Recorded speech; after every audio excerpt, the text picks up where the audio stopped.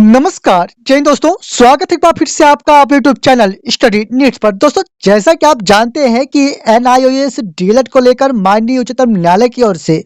जो निर्णय दिया गया है, तो निश्चित ही कह सकते हैं कि 14 लाख अभ्यर्थी यहाँ पर काफी निराश स्थितियों में हैं और साथ ही में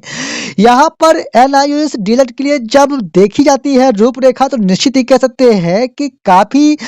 अधिक चिंता होती है इस बात को लेकर कि यहाँ पर अभ्यर्थियों की ओर से कोई भी गलतियां नहीं देखी गई और इसके बाद भी कुछ इस प्रकार के निर्णय निश्चित ही कह सकते हैं कि काफी चिंता का विषय दिखाई देता है। लेकिन बात ये आती है कि क्या आखिरकार एनआईओएस डीएलएड को जीत मिलेगी और क्या एनआईओएस डीएलएड को शिक्षक भर्ती में या आगामी शिक्षक भर्ती में शामिल किया भी जाएगा अथवा नहीं, क्योंकि माननीय उच्चतम न्यायालय की ओर से जब से निर्णय दिया गया है तब से निश्चित ही कह सकते हैं कि वे सभी एनआईओएस डीएलएड धारी निश्चित ही कह सकते हैं कि काफी निराश व परेशान है और निश्चित ही कह सकते हैं कि काफी ऐसे एनआईओएस डीएलएड कैंडिडेट्स हैं जो सी टेट साथ ही में एमपी टेट या यूपी टेट या अन्य टेट क्वालिफाई हैं और आज वे शिक्षक बनने के कगार पर पहुंच चुके हैं। तो निश्चित ही कह सकते हैं कि वे काफी मुश्किलों का सामना करते आ रहे हैं। तो दोस्तों, यहाँ पर उनसे संबंधित बड़ी अपडेट्स देखने को मिली है और इसके बारे में निश्चित तौर पर बात करेंगे कि क्या कुछ कमियां रह गई थी जिसके वजह से आज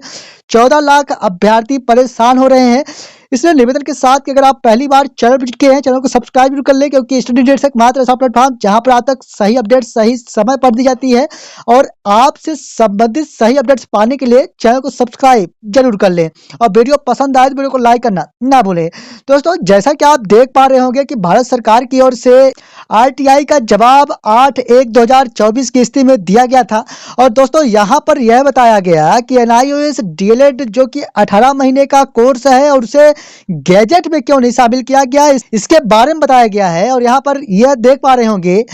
कि the notification send by the concern department was not published in part 3 Section 4 of the Gazettes of India because the concerned department did not follow the guideline of this department and did not make the payment required for publishing the notifications। Finally यहाँ पर यह बताया गया है कि जो guideline थे वह फॉलो नहीं हो रहे थे और दूसरी बात यहाँ पर सबसे बड़ी बताई गई कि जो पेमेंट है जिसकी यहाँ पर भरपाई नहीं की गई, यानी पेमेंट न दिए जाने के कारण सबसे बड़ी बात कह सकते हैं 14 लाख अभ्यर्थियों के लिए कि यहाँ पर एक पेमेंट नहीं दिया जाता और जिसके वजह से इसे गैजेट में शामिल नहीं किया जाता। कहना यह है कि एनआईओएस डीएलएड को लेकर जो कि निर्णय दिया गया है और यहाँ पर 14 लाख अभ्यर्थियों के भविष्य के साथ कुछ इस प्रकार से निराशा देखने को मिली है, तो उसके पीछे की दो वजह यहाँ पर दी गई है भारत सरकार की ओर से। और यहाँ पर बताया गया कि गैजेट में शामिल न किए जाने का मूल कारण गाइडलाइन जो कि फॉलो नहीं हो रही थी और दूसरी सबसे महत्वपूर्ण बात पेमेंट का भुगतान न किए जाने के कारण यहाँ पर गैजेट में शामिल नहीं किया गया एनआईओएस डीएलएड को लेकर। और कुछ इस प्रकार की अपडेट्स निश्चित ही कह सकते हैं कि आप सभी को परेशान कर सकती है, लेकिन ये पूरी तरह से यहाँ पर आप देख पा रहे होंगे कि इनके ओर से जवाब आरटीआई के माध्यम से दिया गया है गैजेट में शामिल न करने के कारण। और यहाँ पर 14 लाख अभ्यर्थी आज सिर्फ इसी कारण परेशान हो रहे हैं कि पेमेंट का भुगतान नहीं कराया गया और इसके कारण आज 14 लाख भविष्य असुरक्षित महसूस कर रहे हैं। निश्चित ही कह सकते हैं कि एक बड़ी निराशा एनआईओएस डीएलएड अभ्यर्थियों को देखने को मिली है। और जैसा कि आप जानते हैं कि एनआईओएस डीएलएड को लेकर एक बार पुनः रिट पिटीशन दायर की जा रही है और निश्चित ही कह सकते हैं कि आगामी समय में एनआईओएस डीएलएड को पूरी तरह से संभावनाएं बन रही हैं जीत मिलने की, क्योंकि जैसा कि आप जानते हैं कि यहाँ पर अभ्यर्थियों की कोई गलतियां नहीं थी। यहाँ पर गैजेट में न शामिल किए जाने का जो कारण दिया गया है, तो आप स्पष्ट देख पा रहे होंगे कि भुगतान न करने के कारण है। तो निश्चित ही कह सकते हैं कि यहाँ पर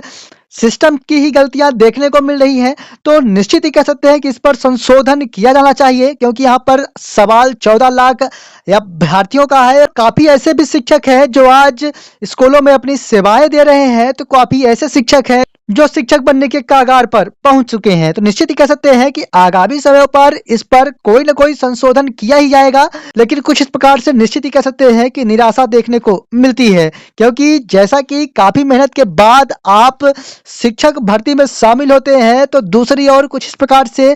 तो निश्चित ही कह सकते हैं कि एक बड़ी संदेहात्मक स्थितियां बन रही हैं। हालांकि आपके एनआईओएस डीएलएड से संबंधित कोई भी अपडेट्स मिलने पर सही अपडेट के साथ ही लेके आते रहेंगे, लेकिन जैसा कि आप जानते हैं कि आगामी समयों में रिट पिटीशन दायर किया जाना है, तो निश्चित ही कह सकते हैं कि आपको